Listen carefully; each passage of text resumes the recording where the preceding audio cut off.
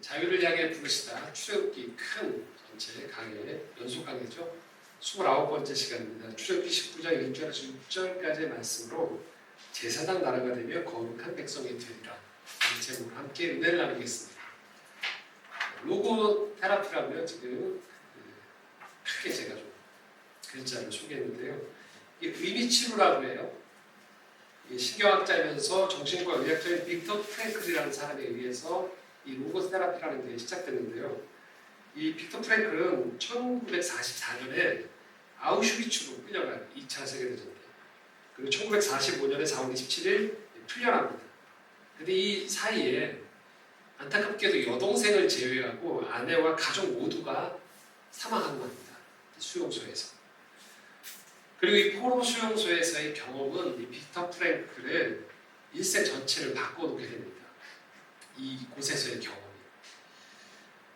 나치의 그 수용소에서 매일 인간 이하의 취급을 받는 거죠. 먹을 것, 마실 것, 입을 것 이런 것은 물론이고 내가 왜 살아야 되는지조차도 이유를 찾을 수 없었던 거죠. 그런데 이 속에서 이 포로 수용소 속에서 빅터 프랭클이 하나를 발견한 거예요. 그것은 인간을 의미를 향한 갈망을 멈출 수가 없구나라는 거예요. 의미. 빅터 프랭클이 이 수용소에 있으면서 매일매일 인간이 그 사람의 사회적 지위와 상관없이 이렇게 추악할 수도 있구나라는 인간의 밑바닥도 보았지만 동시에 그 속에서 잠재되어 있는 인간의 아름다움 또한 가능성 또한 보게 된 거예요. 극한의 상황 속에서도 자기가 한번 건사하기 어려운 그 상황 속에서도 동료의 어려움을 생각하고 돕는 사람들도 있었고요. 또 그 속에서 유머를 발휘하는 사람들, 또 예술의 아름다움을 잊지 않으려고 몸부림치고 있는 사람들을 보면서 이 빅터 프랭클이 인간에게 있어서 의미라는 게 이렇게 중요하구나라는 걸 깨닫고 많은 인생 살아가는 사람들 속에서 고통 속에 있는 사람들한테 그 고통 속에서의 의미를 굉장히 중요한 치료법의 그 과정으로 안내하는 그런 창시자가 되었던 거예요. 이 사람이 썼던 책 중에서 아주 유명한 책이 죽음의 수용소에서라는 책인데요. 이 책의 내용에 보면 이런 표현이 있습니다. 인생을 두 번째로 살고 있는 것처럼 살아라. 그리고 지금 당신이 막 하려고 하는 행동이 첫 번째 인생에서 이미 그릇되게 했던 바로 그 행동이라고 생각하라고 얘기해요. 그러니까 보통 우리가 일상을 살아갈 때 매일매일 좀 후회가 많거든요. 양설이고. 그럴 때 한번 이 생각을 되짚어보라는 거예요. 내가 만약에 시한부 인생을 선고받아서 몇 개월 못 산다고 했다가 완치가 된 거예요. 그때 사람들이 그런 표현을 쓰거든요. 내 인생은 이제 두 번째로 사는 인생입니다. 그냥 죽어도 됐던 인생이에요. 어느 시점에서 거기까지가 끝이라고 생각해도 이상하지 않았는데 내 인생이 여기에서 지금 다시 주어진 거예요. 그러면 우리가 어떨까요? 새로운 마음이 되겠죠. 어제까지 투덜대고 불평했고 너무나도 당연했던 것들이 당연하지 않게 되는 거죠.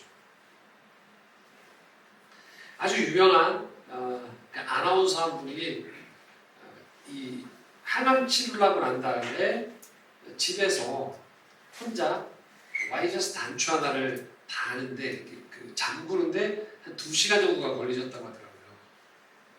단추 하나를 다는데 다시 이렇게 구멍을 넣는데 근데 구멍에 넣고 나서 펑펑 우셨대요. 너무 좋아서.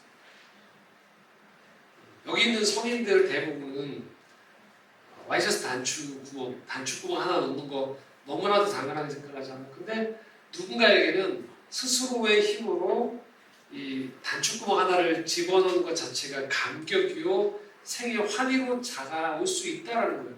그때 우리가 이렇게 하는 거예요. 아, 이 사람은 두 번째 인생을 사는구나. 그러면 첫 번째 인생하고 좀 다른 거죠. 그래서 우리 스스로가 우리에게 주어진 인생을 살아갈 때 지금이 두 번째 인생인 것처럼 살아가는 거예요. 다시 나에게 주어진 삶인 거죠. 이건 뭘 말하냐면 인간은 그만큼 책임적 존재라는 거예요. 자기 인생에 책임을 지면서 살아갈 수 있는 존재인가가 중요한 거예요. 인생에서 의미를 찾는 거는 나에게 중요한 책무인 거예요. 나에게 주어져 있는 오늘이라는 이 시간을 그냥 방기하고 허비하고 무의미하게 보낼 수도 있어요. 그런데 누군가는 내게 주어진 이 하루의 시간, 일, 만남 속에서 의미를 찾는 거예요. 그래서 이 하루를 중요하게 생각하고 소중하게 생각하고 허비하지 않는 거죠. 책임적 존재로 살아가는 거예요. 우리가 신앙을 나눈다는 건 바로 이런 거예요. 내 선택에 책임을 질 줄 아는 사람이 되어져 가는 걸 우리가 점점 성숙해 가는 거예요. 그 선택은 때로는 실수를 해요. 그리고 실패를 경험하기도 합니다. 그러나 그 실수와 실패조차도 우리에게 경험이 되어져서 우리라는 사람이 우리에게 하나님께서 허락하신 인생의 시간 속에서 내가 어떤 선택을 하는 것들을 통해서 이게 어떻게 전개되어질지를 내가 최선을 다해서 분별하는 거예요. 그리고 그 선택에 대해서 책임을 지기 위해서 최선을 다해서 살아가는 것을 말하는 거예요. 그게 바로 인간이 책임적 존재로 살아간다는 의미인 것이죠. 그래서 이 책임적 존재로 살아가는 인간들에게 빅터 프랭클이 이 책에서 또한 이렇게 말하고 있습니다. 진정한 삶의 의미는 자기의 내면이나 정신에서 찾는 게 아니라 이 세상에서 찾아야 한다는 것이다. 사람이 자기 자신을 잊으면 잊을수록, 그러니까 스스로 봉사할 이유를 찾거나 누군가에게 사랑을 주는 것을 통해서 더 인간다워지며 자기 자신을 더 잘 실현시킬 수 있게 된다. 자아실현이라는 목표는 실현시킬 수 있는 것이 절대 아니다. 자아실현을 갈구하면 할수록 더욱더 그 목표에 이르지 못하게 된다는 단순한 이유 때문이다.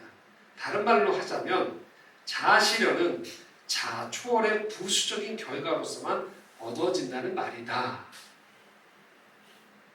여러분 그냥 집안에 있을 때 가끔 그런 질문 던지잖아요. 나는 누구인가? 내 삶은 어떤 의미인가? 이렇게 머리로 생각을 하잖아요. 답이 잘 안 보이실 때가 있단 말이에요.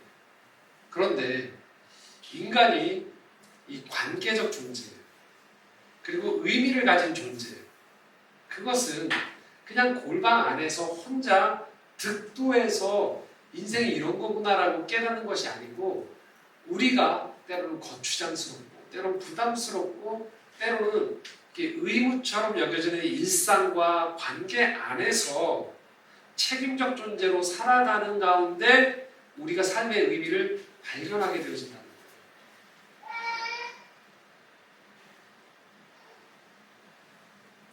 최근에 그 기사 하나를 봤었는데 양복 일을 하시는 분이었어요. 연세가 좀 드신 분인데 이분이 학력이 좀 짧았어요. 그런데 굉장히 많은 고생을 하면서 인생을 살아왔었어요. 인생의 전반기에. 그러다가 식당으로 종업원으로 들어가신 곳에서 사장이 이 양고기 가게를 이수하면 어떻게 되냐라고 했다고요. 근데 양고기라는 게 많이 안 드시잖아요. 근데 좀 소수의 사람들이 좀 매니아틱한가 봐요. 근데 이분이 거기서 많은 시행착오를 겪으면서 양고기를 정말로 잘 하시는 거예요. 자기만의 레시피를 개발하고. 이분의 고백이 지금 70이 넘으셨는데 한 번도 비행기 타고 여행을 가보신 적이 없대요. 그냥 늘 주방에서 평생을 사신 거예요. 근데 한 번은 몇 년간 이분이 주방에서 들어가지 않고 쉬셨대요. 그러다 바로 이 가게 오신 분들이 눈치를 채고 매출이 급락하더래요. 그래서 손님들 내가 이렇게 살아서는 되겠는가라는 생각을 하면서 다시 매장을 나가서 일을 하기 시작했대요. 근데 다시 손님들이 반겨주시더래요. 반겨주시고. 그래서 이분의 일생은 그냥 식당이었어요. 근데 자기의 바람 중에 하나가 글을 잘 몰랐었는데 글씨를 배워서 이분이 결국은 평생의 소망 중에 하나가 책을 내는 거였어요. 그래서 책을 내셨대요. 글을 써서 12시까지인가 이렇게 일을 하시고 밤늦게 집에 들어가서 글을 쓰다 보면 새벽녘까지 글을 쓰시고 자기 인생을 돌아보면서 다른 에세이를 쓴 게 아니고 자기 살아온 인생을 쓴 거예요. 근데 그 인생을 돌아봤을 때 자기는 참 좋더래요. 오늘도 또 식당에 가서 일을 하는 이 일생 가운데에서 자기는 여기가 천국이라고 표현하시더라고요. 누군가는 더 좋은 세상을 경험하지 못했으니까 저런 것이다라고 얘기할 수도 있겠지만 자신의 삶의 의미를 장소에 상관없이 매일매일 일하는 노동에 있는 현장이지만 그곳에서 의미를 찾았던 분은 다르다는 거죠. 근데 기자가 물어봤어요. 손님 중에서 가장 인상 깊었던 손님이 어떤 손님이 있습니까? 라고 했는데 한 손님을 이야기하는데 늘 굉장히 부자이고 늘 이렇게 좀 좋은 차를 타고 다니시는 분이 몇 년간 이 식당을 오가시면서 단골이셨대요. 참 저분 부자구나라고 했는데 어느 날 안 나타나시더래요. 그리고 시간이 좀 흐르다가 갑자기 이분이 나타났는데 옷이 바뀌어서 나타난 거예요. 택시 운전사 기사 옷을 입고 등장하셨대요. 그러면서 내가 망했어요 사업이. 지금 택시 운전을 하고 있다. 그래서 이 여사장님이 그동안 정말 많은 손님들 데려와서 음식을 팔아줬으니까 고마워서 이분한테 그렇게 얘기했대요. 돈 안 받겠다고. 근데 그렇게 찾아왔을 때 이 택시기사, 이 고객이 아니 내가 음식 낼 값 돈은 있다. 굳이 자기가 돈을 내고 식사를 하시더래요. 그랬을 때 얼마 후에 다시 이분이 어느 대기업의 어떤 중직으로 다시 올라가셔서 인생이 회복이 되신 거예요. 다시 또 찾아오는 그 광경을 지켜보셨던 거예요. 이거 뭘 말할까요? 그냥 단순히 오시는 고객들하고 그냥 음식을 팔고 돈을 벌고의 관계를 넘어서서 사람들의 인생과 더불어서 이 식당을 이분하셨던 거예요. 그리고 자신의 인생조차도 하나의 이런 내 삶도 의미가 있다라고 생각하셔서 책을 쓰셔서 사람들에게 자기가 몇백 권을 나눠주셨대요. 근데 그렇게 행복하시다라는 인터뷰를 읽었던 기억이 나요. 인생의 의미를 찾는 거죠. 높고 낮은 또 얼마만큼의 영향력이 아닌 자기 인생의 의미를 찾는 사람들은 이렇게 이 충실한 삶을 살 수 있는 거죠. 또 누군가에게 보탬이 되는 인생을 사는 거죠. 그렇기 때문에 이 빅터 프랭클의 이 말이 또한 의미 있다고 생각해요. 그 다음인데요. 삶의 의미란 끊임없이 변하지만 절대로 없어지지는 않는다. 우리 인생에서 의미는 계속 변하는 거예요. 하지만 의미 없는 인생은 없다라는 거예요. 정확하게 지금 우리가 살아가는 이 시기, 내가 지금 왜 사는지에 대해서 정확하게 명료하게 얘기 못하는 게 많아요. 인생에 그런 순간들이. 하지만 내가 정확히 정의 내리지 못한다고 해서 내 인생이 의미 없지 않다는 거예요. 내 인생은 하나님이 생명을 허락하시고 이 땅에서 살아가고 있다라면 내 생은 의미가 있는 거예요. 나는 누군가에게 필요한 사람이고 나 스스로도 이 땅에 생명을 안고 살아가는 그 자체가 의미가 있는 거예요. 그러므로 여러분 인생을 살아가면서 여러분의 인생의 의미를 자꾸 훼손하고 폄하하고 무너뜨리려는 사람들을 단호히 거부할 필요가 있습니다. 신앙이라는 것은 결국 하나님 안에서 내 인생에 의미가 있고 또 하나님께서 인도하시는 가운데에서 또 때로는 장기적으로 단기적으로 누군가에게 도움을 주고 그것이 나의 재능이 됐던 나의 존재가 되었던 그것을 통하여서 사람들에게 보탬이 되어지고 서로 순환하면서 살아가는 것이죠. 때로는 내가 세상적으로 봤을 때 큰 도움이 안 되는 것 같은 사람일지언정 그 사람이 살아가고 있을 때 누군가는 그 사람의 존재 자체로 살아갈 이유가 된다는 것입니다. 그러므로 우리가 기억해야 되는 것은 하나님이 우리 인생 가운데에서 우리 스스로가 찾지 못하는 더 근원적이고 영원한 삶의 의미들을 가지고 선물로 우리에게 찾아오신다는 거예요. 그냥 우리는 이 땅에 깨져버리고 죄의 후손으로서 깨져버리고 엉망이 된 채 그냥 서로 상처 주고며 살다가 그냥 조금 더 나은 더 상처를 받으며 살아가는 정도의 인생이 아니라는 것입니다. 하나님은 이스라엘 백성들을 불러내셨어요.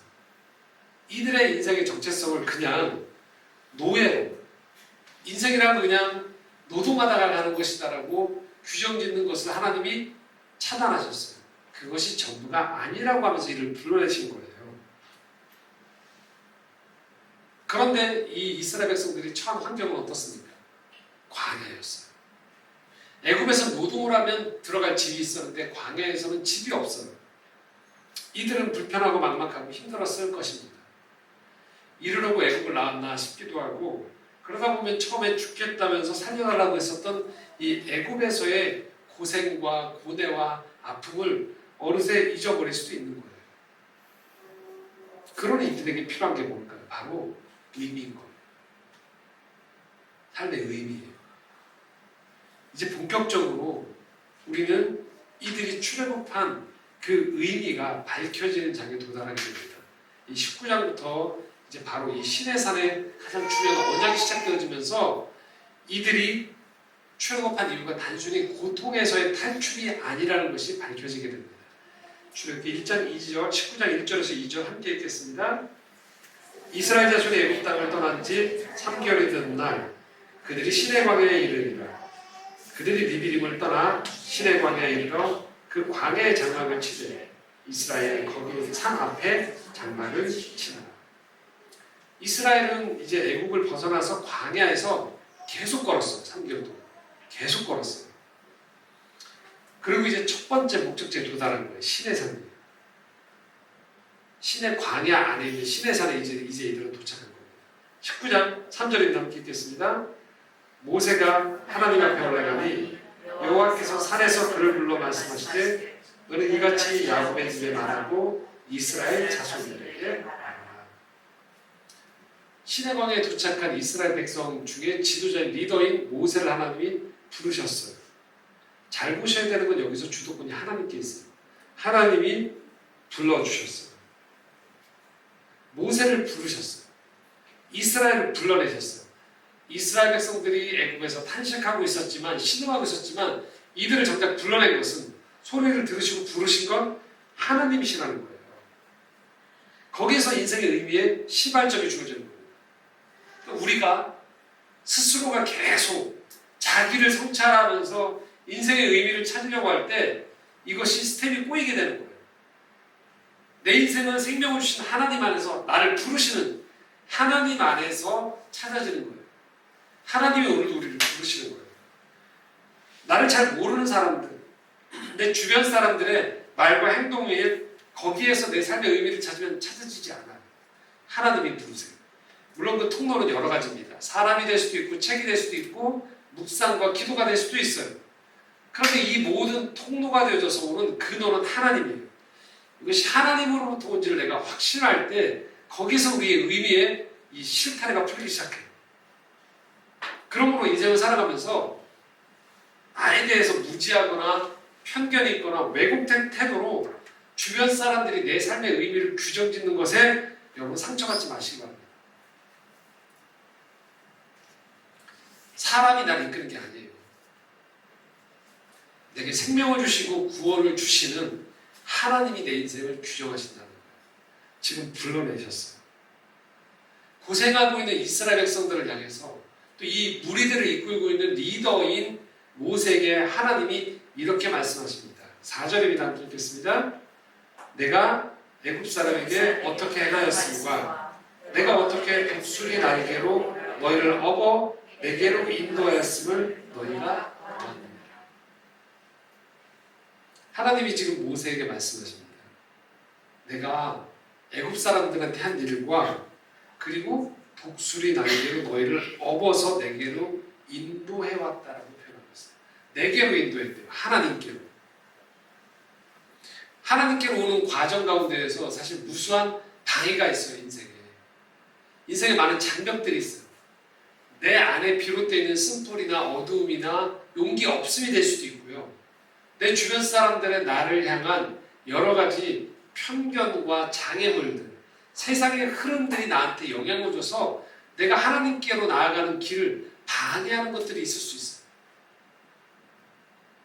그런데 지금 우리가 이렇게 예배의 자리로 나왔다는 것, 하나님을 아버지로 우리가 고백할 수 있다는 건 뭘 말하냐면 우리가 인지하든 하지 못하든 우리 인생 가운데서 우리를 독수리 날개로 업어서 이 자리까지 인도하신 분이 계시다는 거예요. 그분이 하나님이십니다. 우리가 지금 하나님 앞에 나왔다. 하나님 우리 아버지시다, 하나님 우리 목자다, 인도자다라고 고백할 때 우리 인생 전체는 이 하나님의 마치 독수리가 날개를 치면서 어버워서 목적지에 지금 데려가는 것처럼 하나님의 인도하심이 우리 인생 가운데 있었다는 거예요.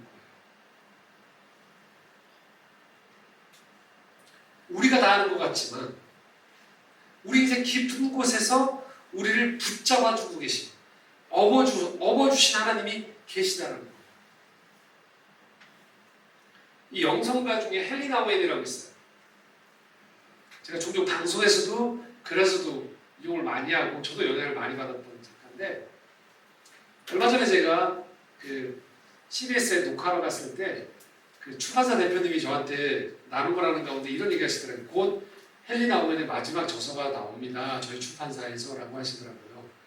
그래서 제가 나웬의 책을 다 읽은 사람 입장에서 다 나왔는데 라는 생각이 들었어요.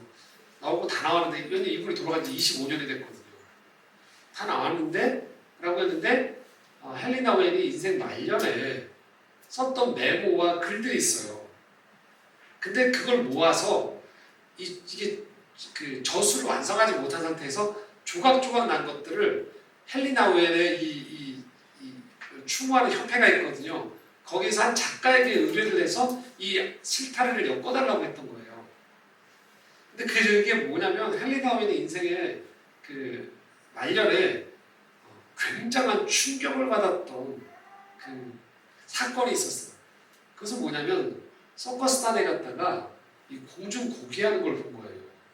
여러분들은 지금 워낙 그 최첨단 이 놀이와 그 익스트림 스포츠를 하시다 보니까 그 공중 고개를 보면 에게라고 하실 수 있는데, 그런 경험이 전혀 없던 분이 그런 세계가 아닌 데에서 갑자기 서커스단에 갔다가 공중 고개하는 장면을 목격한 거예요. 마치 지금 뭐 우리로 치면 IMAX 4D 체험관에서 막 갑자기 뭐 했던 것처럼 이 헬리나 웬이 엄청난 충격을 받은 거예요.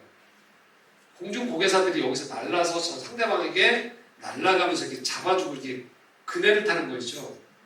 이 전율을 금치 못했던 거예요, 이분이요. 이런 세계가 있다니 하면서.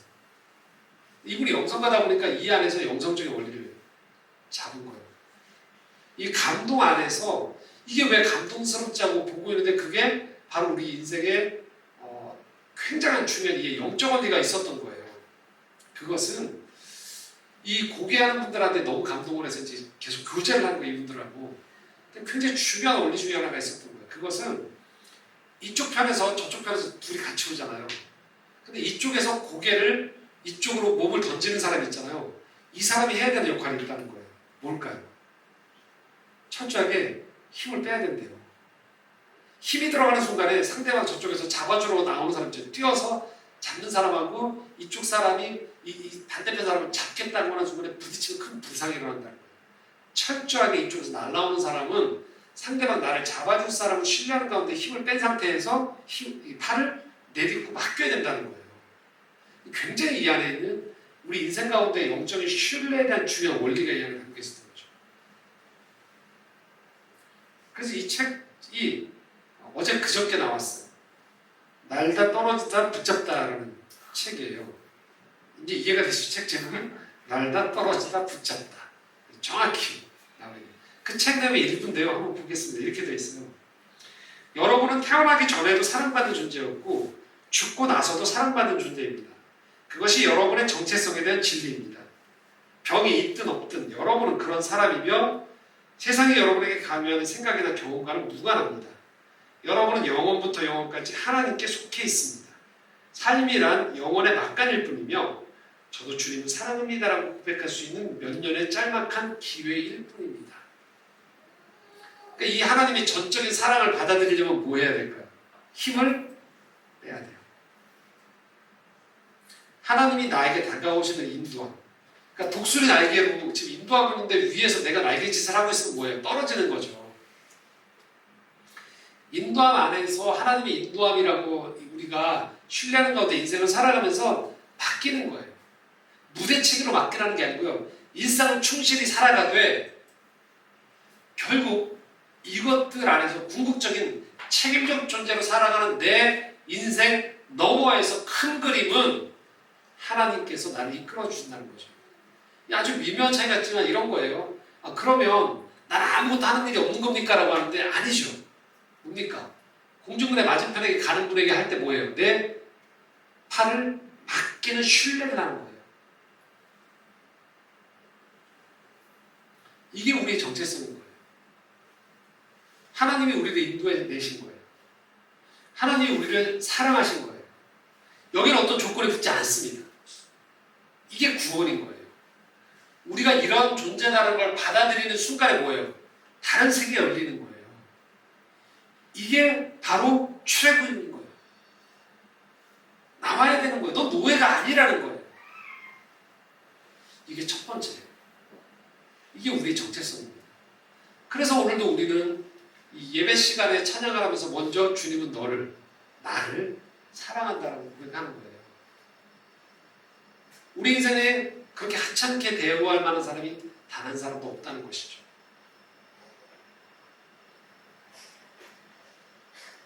신명기 7장 7절에 그래서 우리에게 이렇게 말씀합니다. 함께 읽겠습니다.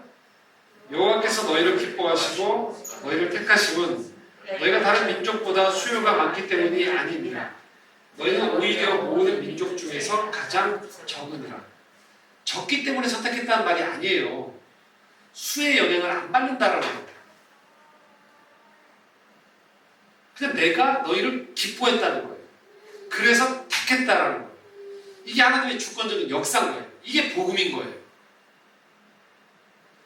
애굽에서 꺼낸 건 하나님이 그들을 기억하셨기 때문이지 그들이 얼마나 애굽에 수가 많아졌기 때문이 아니었어요. 오늘 우리의 삶이 가치가 있는 건 다름 아닌 하나님이 우리를 창조하셨기 때문이에요. 죄로 인해서 깨어졌지만 그런 우리를 하나님이 택하셔서 구원하셨기 때문인 거예요. 그래서 우리 인생은 오늘도 의미가 있어요. 하나님이 우리를 구원하셨기에, 하나님이 우리를 사랑하셨기에.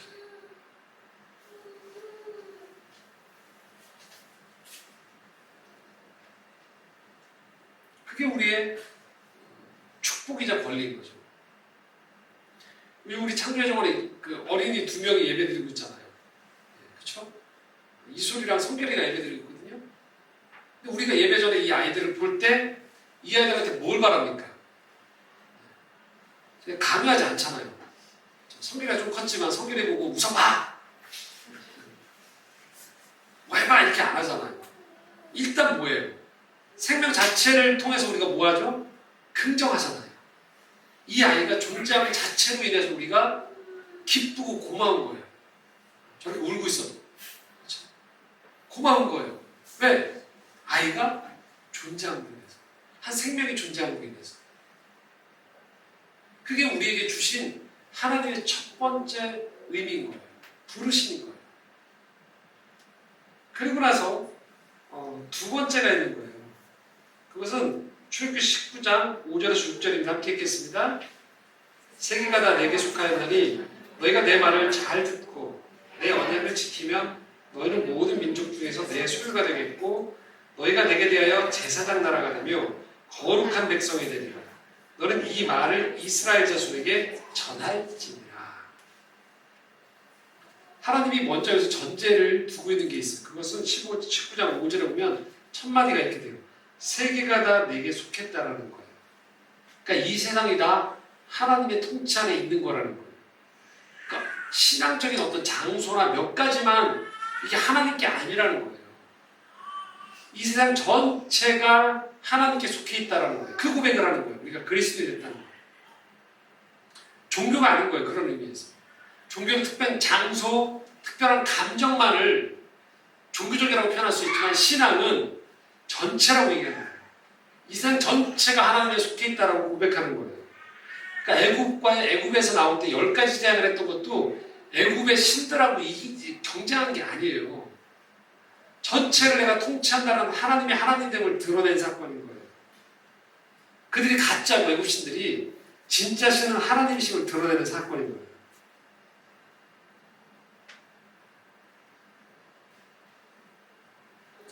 그래서 우리가 그리스도인이 된다는 건 지금 나를 긍정하고 오늘 우리가 살아가는 이 세상에 대한 긍정성이 내포되어 있다는 거예요. 물론 이 세계가 깨어져 있습니다. 상처받았습니다. 그럼에도 불구하고 깨어져 있는 세계, 상처받은 세계조차도 하나님의 것임을 우리가 인정하는 거예요. 그럼 우리가 뭘 할까요? 그렇게 전적인 사랑을 받은 우리가 깨어진 세상 속에서, 갈라진 이 세상의 틈 속에서 어떤 존재로 살아가라고 요청하는 걸까요? 거룩한 나라요 하나님의 제사장으로서 살아가도록 우리를 초청하셨다는 거예요. 그러니까 우리가 제사장 나라가 되고 거룩한 백성이 되도록 우리를 부르셨다는 거예요. 이게 잘 구분하셔야 됩니다. 크리스토퍼 라이터라는 성교학자가 이렇게 표현을 했어요. 존재 자체의 구원에서, 여기에 지금 보면 5절에 내 말을 듣고 내 언약을 지키면은 이미 전제가 하나님의 구원받은 사랑받은 존재에서 이 단서를 다는 문제가 아니라고 얘기하는 거예요. 우리는 하나님의 전적인 긍정을 받은 존재로 이미 우리는 용납됐어요. 그리고 난 다음에 내 말을 듣고 내 언약을 지키는 것은 무엇이냐면 두 번째 걸음, 두 번째 소명을 의미하는 거예요. 제사장으로서, 거룩한 나라로서 살아가기 위해서의 그 다음 스텝에서의 부르심을 말합니다. 그러니까 이 땅을 살아갈 때 우리는 깨어진 세상 속에서 우리가 깨어진 이 사람들, 하나님을 알지 못하는 사람을 하나님을 알고 치유받고 구원받을 수 있도록 연결해주는 중재하는 자로서의 소명을 감당하려면이라는 거예요. 그러려면 우리가 하나님의 말씀 안에 거하는 게 중요하다는 거예요. 내가 하나님을 모를 때는 내 삶의 기준은 이런 거예요. 유행이 뭐냐, 1등이 뭐냐, 내게 이득되는 게 뭐냐, 그런 것들이 내 삶의 그냥 기준이 되어버릴 수 있는 거예요. 그런데 우리가 하나님을 알게 되어지면 우리 스스로가 거룩한 백성이고 제사장 나라라는 것을 인지하기 시작하면 기준이 성경 안에 있는 하나님의 뜻이 기준이 되는 거예요. 그리고 이 일을 세상 속에서 하는 사람들이 바로 신앙인들이 되는 거예요. 그래서 우리를 통해서 사람들이 세상에 어떤 개념이 하나 들어오기 시작하는 거예요. 그것은 거룩이에요. 아, 거룩하다라는 게 있는 거구나. 여러분들이 6일 동안 우리가 세상에 살면서 접하는 대중매체나 여러분들이 경험하고 있는 사람들의 흐름을 보십시오. 대중매체 속에서는 재미가 전부라고 얘기하고요. 어느 곳에서는 돈이 전부라고 얘기해요. 어느 곳에서는 사람들 앞에서 인정받는 것이 전부라고 생각해요. 윤리적으로 타락하는 것, 사람을 함부로 대하는 것, 끼리끼리 이익을 추구하는 것이 실제 이 세상에 존재하거든요. 그래서 필요한 게 거룩인 거예요. 실제 우리 삶에서는 이 거룩함을 통해서 정의를 세워야 돼요. 사람들 안에서 긍휼함이 있어야 돼요. 공동체가 있어줘야 돼요. 이것들을 끌어가는 힘은 바로 거룩이에요. 그래서 하나님은 우리에게 거룩한 백성이자 제사장 나라가 되라고 요청하세요. 이 세상 속에서 이것을 포기하지 않아야 되기 때문에. 거룩이 빠진 직장은요, 거룩이 빠진 이 세상의 문화들은요, 그래서 윤리적으로 타락하는 게 큰 문제가 되지 않아요. 돈만 많이 번다면. 사람을 함부로 대해도 억울하면 출세라고 얘기하는 거예요.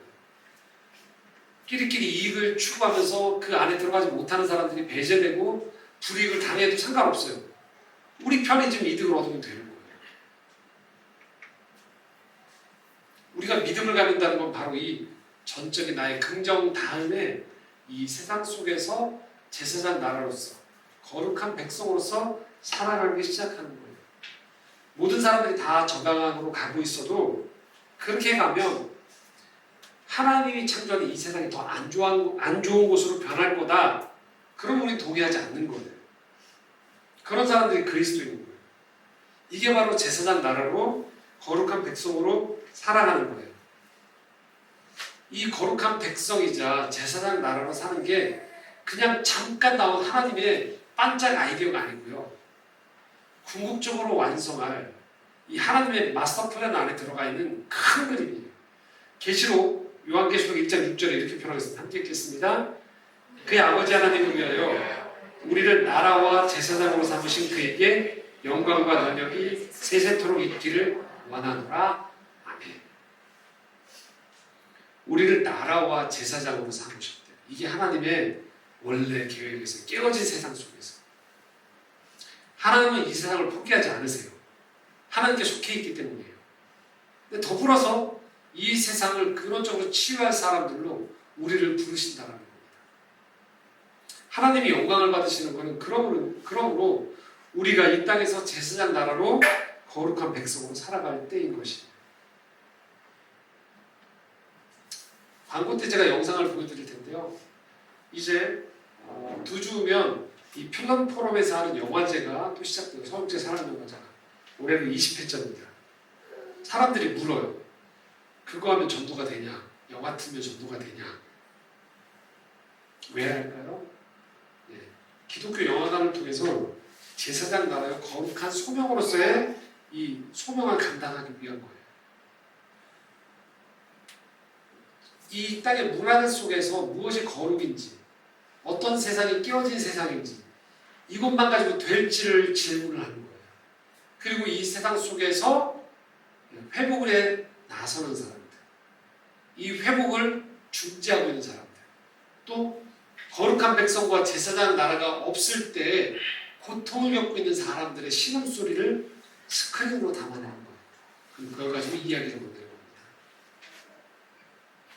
그게 이 영화관의 졸린 목적이에요. 돈을 많이 벌어가지고 박스오피스 1위를 하는 건 이게 아니에요. 어떤 거룩을 드러낼 것인가가 이 영화관의 졸린 목적입니다. 이 이야기는 고스란히 우리에게 적용이 되겠죠. 우리의 삶의 자리에서 하나님은 우리를 제사장으로 거룩한 나라로 부르시는 겁니다. 자꾸 우리가 살아가면서 내 안으로만 움츠러들어서 들어가 보면 답이 안 나온다는 거예요. 여러분이 있는 그곳, 가정이든 직장이든 학교든 그곳에서 이 질문을 던져보는 것이죠. 제사장 나라가 된다는 것은 무엇인가? 거룩한 백성으로 살아간다는 건 무엇인가? 거기에서부터 시작인 거예요. 그 질문에 응답하기 시작할 때 뿌옇게 보이던 내 인생에서 이 의미가 보여지기 시작합니다. 그리고 내가 살아가는 이 삶이 그냥 나 자체로만 보면 힘겹기 그지없는 인생처럼 보일지 모르지만 마치 이스라엘 백성들이 광야를 3개월 동안 터덜터덜 걸으면서 이게 무슨 의미가 있는가라고 생각하지만 하나님이 너희를 내가 지금 인도하고 있다고 얘기했던 거죠. 그 인도한 너희들을 통하여서 내 것인 이 세상 속에서 너희를 통해 거룩한 나라요 거룩한 백성으로서 제사장된 백성으로서 너희를 통해서 내가 영광받기를 원하신다 하셨던 것처럼 우리의 삶은 결코 헛되지 않아요. 오늘 우리의 삶의 걸음들, 우리 삶의 순간순간들이 결국은 우리가 살아가는 이 세상 속에서 하나님을 드러내는 귀한 통로가 되어지신다는 겁니다.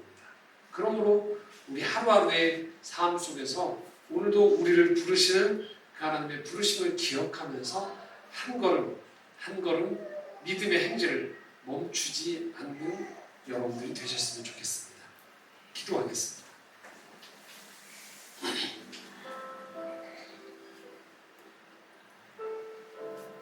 사랑해 주님, 오늘도 우리를 택하사